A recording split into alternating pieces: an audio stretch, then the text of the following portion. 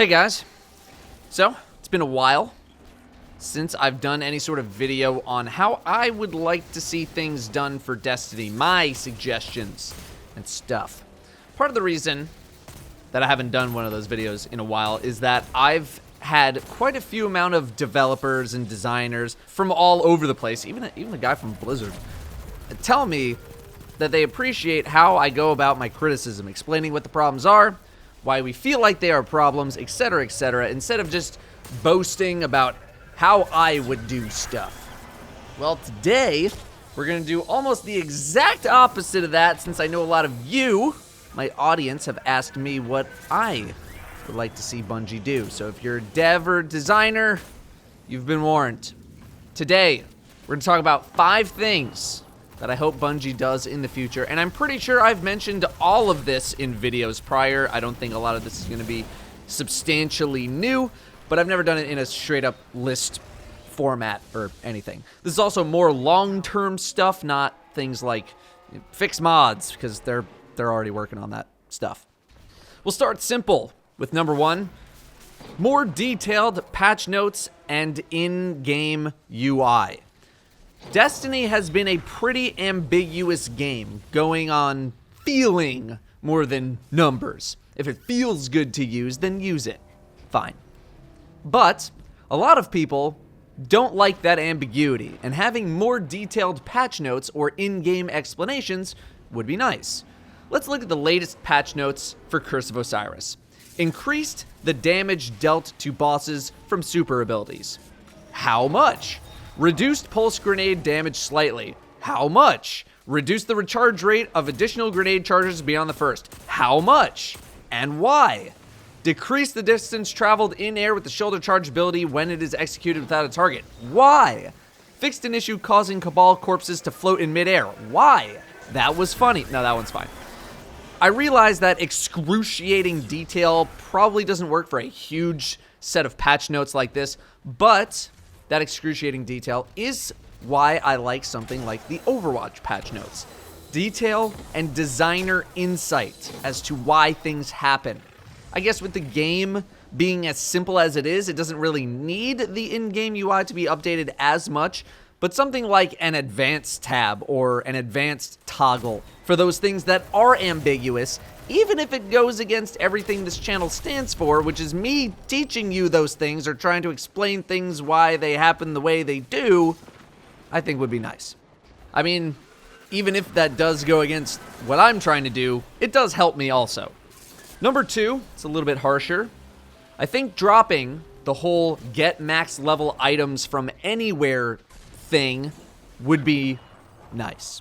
That's not to say that we need to go back to how it was at Destiny 1 launch and the whole Forever 29 issue. To me, the concept of just doing whatever easy crap there is to do in the game and getting rewarded in such a big way is just not a good concept. Doing public events for high-level gear should not be a thing.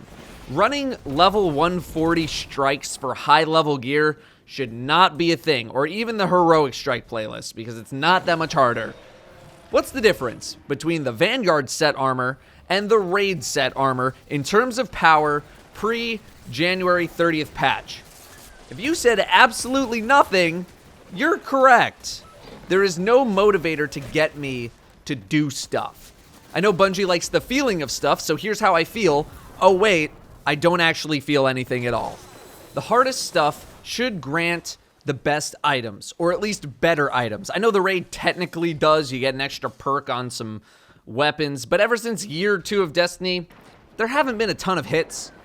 And generally speaking, RPGs offer better items with harder difficulty content. You can't offer more powerful rewards when everything gives the same power level rewards. You got your blue low-level gear from the random drops. You got your mid-tier gear with the Vanguard Crucible and random engram drops. You got your top-level gear with Raids, Nightfall, Trials, Prestige, or other new high-level activities. If investment progression resembles that of a wedding cake in other games, in Destiny, it feels more like a bowl of pudding.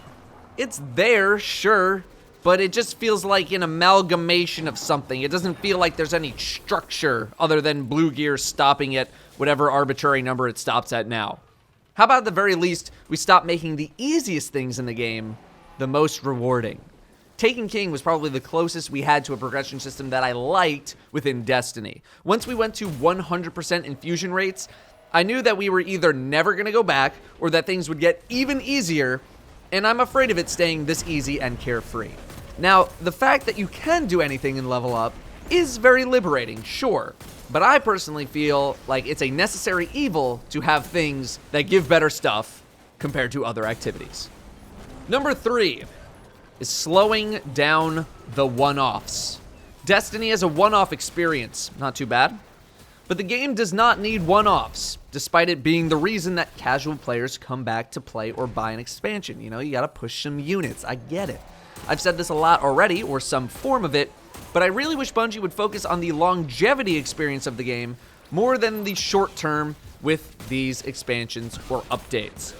From the outside looking in, it feels like most of the collective time spent with Curse of Osiris was spent on one-off experiences, which is why it landed with such a thud. Whether that's true or not, I don't know. I don't know how Bungie allocates their resources, and I know it's not a zero-sum game where you get 100 developer points and you gotta pinpoint them everywhere and all that kind of stuff. But part of the one-off experience issue also deals with personal investment in the story as a long-term player. Destiny 2's villain setup made it seem like this was going to be a storyline that was going to stick around for at least the entire year. Part 1 is downfall and recovery. Part 2 would be the setup. Part 3 would be the execution. You know, a 3-act structure, like how films are made. But it's not like we didn't have that experience in the game. It was just very, very tightly compacted. I guess Bungie has this fear of a long story arc for whatever reason. And no, I'm not really counting the Oryx storyline in this too much, despite the fact that it's sort of an ongoing story. I've just never felt an attachment to it because it's been alternating with other stories. Like, oh, he's coming back now. Oh no. So what could that reason be if they are afraid? Well, it's probably because they're afraid of people just not finishing the game or the storyline and leaving with something unresolved or not leaving happy. They want everyone to be happy. Most people do not finish games. That's just a fact. I do not finish every game that I start. You probably don't. Most people don't. So that's where I imagine a lot of the choices that are made with regards to the story come from. They don't want people to not finish the game because most people just don't finish their games. And as a dev, I imagine you want people to finish the thing that you've been working on. But that sucks for people who want to get invested into the story because it means that Bungie doesn't really get the opportunity to tell more long-lasting stuff or having a long-form story arc. We are just experiencing random events happening in the world of Destiny. That's why I don't like the one-offs. They don't get me invested at all. If I knew we were working towards some answers or some long-form storytelling, I would get invested for that portion of what I play, or think that one-offs are more important. But I just don't think they're important the way the story is being done right now. I have nothing to keep me invested. Even beyond that, I've said many times that the game does not need these short one-off experiences, these short 2 to 3 hour campaigns, if they want to keep their long-term audience, their hobby audience, happy. At least right now it doesn't. Which brings us to point number 4. Let your game make the game. My dad bugs me all the time about investing my money. He's big into the stock market and stuff. And no, Dad, I still haven't gone to Scottrade. I'm going, I promise. But he constantly pushes me to invest my money instead of just leaving it in the bank. Throw it into an S&P 500 index fund. Just let it coast for a while. Let your money make you money. This is something Bungie does not do very well, and historically has not done very well, and I will explain. The game does not have a massive lack of content. The game lacks the replayability reasons to do said content. Like you can imagine, Bungie, nor any other developer, is going to be able to generate enough one-off experiences to sustain that hobbyist audience. How many strikes do we have in the game right now? 7, 8, 9, something like that. Nothing is done with this content. No difficulty settings besides heroic. No modifiers, no scaling, no extra stuff. Nothing's done with it. It's not being utilized at all. Same thing with everything else. Adventures, not utilizing the raid, nothing's used. Let your game make the game. Use this stuff for something other than just having it sit there. Your money doesn't make anything just sitting in a savings account in the bank. You gotta use this stuff. Make it do something. You're bringing back strike scoring. Good. Implement and evolve that. Make your content do some work. Get it on the treadmill. Make more challenges. Bring back the record book with the challenges. Attach rewards to scoring and challenges. You already have the content. Invest in it. This needs to work in tandem with point 2 and point 3, though. If there aren't good things attached to this, then you'll get a prestige raid situation, and nobody liked that. Finally, number 5. Pick a direction. I don't know what's going on inside those walls, but I do know this. Destiny does not know what it wants to be. Maybe Bungie doesn't know what it wants Destiny to be. Or maybe some people want it to be one thing and then some people want it to be another thing. Whatever the case may be, pick something.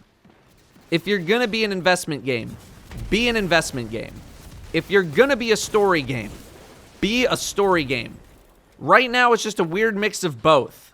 I have no items to get invested in, and I have no story to get invested in. I don't know what the franchise goals are for the game, but it's never felt like Destiny has ever known what it's wanted to be. As soon as that is figured out, the rest of the pieces can fall in place a little bit easier. Honorable mention goes to clan support. I think if the time spent on guided games was spent purely on more in-game tools or an in-game menu to search for clans, you would have more people easily finding clans instead of having to go through what is essentially a trial in the raid. We've spoken about guided games already, and yes, hindsight is 20/20. But it felt like an indirect approach to an issue. I think the issue was more that people didn't have clans to build relationships with people to get into those endgame activities, more than it was just people aren't playing those endgame activities, so how do we get them in there?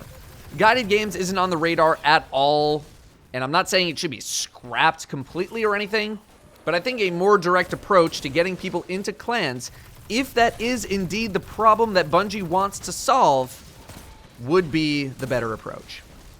That's my "this is what you should do" armchair designer, I'm smarter than all of you, this is not sarcastic at all video. Thanks for watching. I'll see you next time.